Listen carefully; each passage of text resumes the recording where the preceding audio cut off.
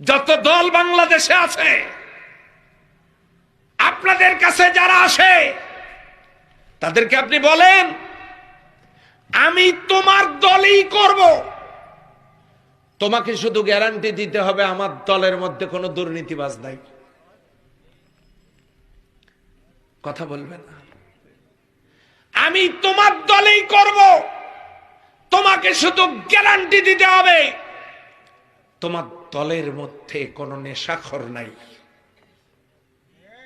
আমি তোমার দলেই করব, তোমাকে গ্যারান্টি দিতে হবে তোমার নেতা কর্মীরা সবাই নামাজ পড়ে, তোমার দলেই করব।